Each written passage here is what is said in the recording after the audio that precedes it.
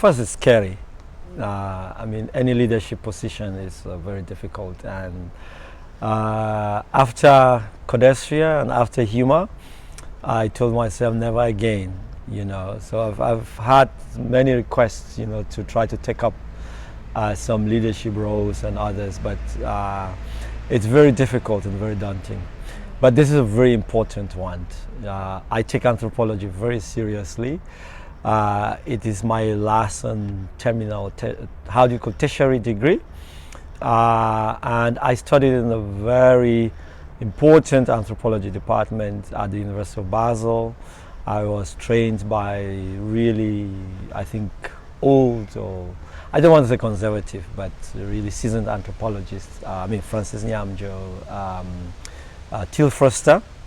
And I've always looked to a time when we can center both Africa and the decolonial project, you know, in reimagining the discipline and continue with certain traditions, which I think ethnography and what anthropology has introduced to the world is very progressive, but use that, you know, to emancipate the continent, to emancipate many other spaces. So I'm looking forward to it. I'm looking forward to bringing the world, you know, to the continent for anthropology. I'm looking forward to centering anthropology in the decolonial project. So, yeah.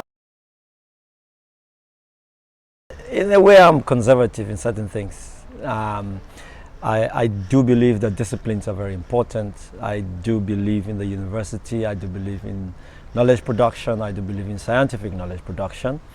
And I think that anthropology offers us an approach to be human in particular ways, and to understand the human in particular ways that other disciplines do not offer us. I'm not saying that other disciplines are not important, but anthropology offers us a particular kind of inductive approach which humanizes method and humanizes epistemologies, and allows us to turn the concept that feminists offer us of the personal as political, even more empirically in particular ways. So, and I think that if we want to find concepts to understand new scientific concepts from the African continent or from the South, or what others will call alternative spaces that will enrich science and will enrich the world, we need anthropology.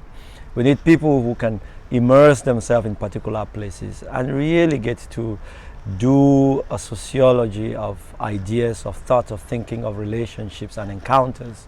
And anthropology offers us that. And I think that we are lucky, despite its history, because we must acknowledge its history. But having a history doesn't mean that you cannot have redemption. And I think we have the burden and the responsibility of this generation to take it a step further, and that step is to put it to the use of the decolonial project.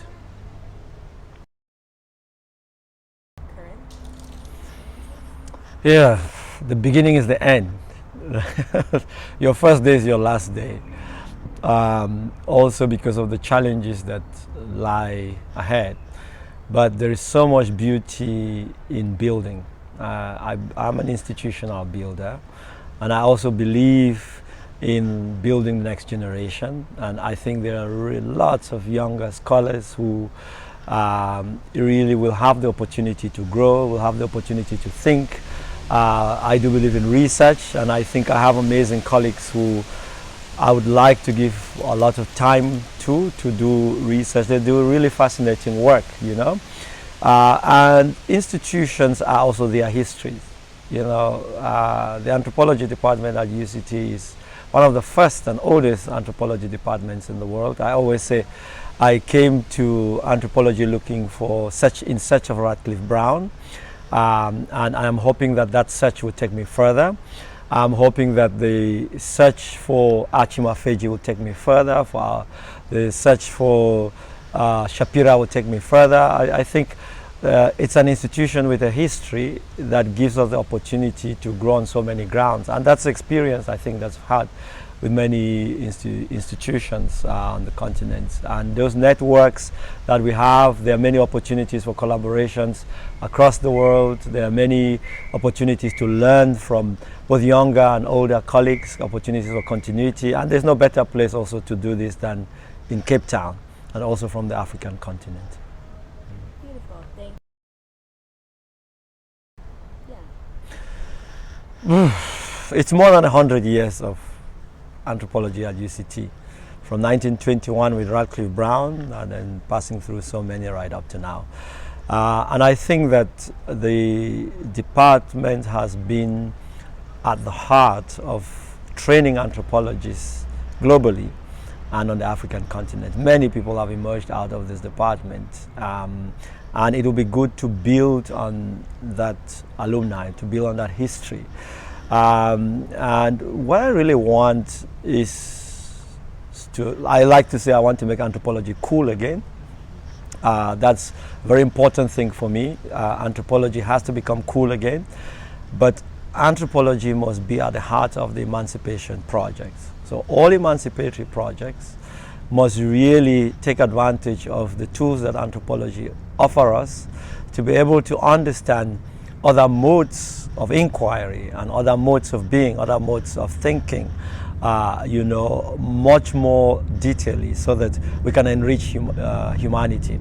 And that's really my vision, to offer the world new modes of inquiry through ethnographic work, with the Decolonial Project at the center of that project. But to build it, to make it the center of encounters. I want the world to come to UCT. I want the world to come to anthropology.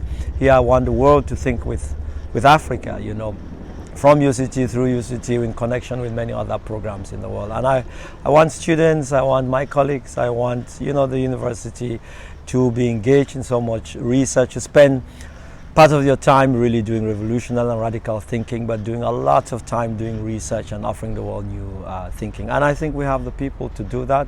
We have the relations to do that. We have the passion to do that. We have the opportunity to do that, and we are going to do that. And we have no choice but to do it, because that's the burden of our generation.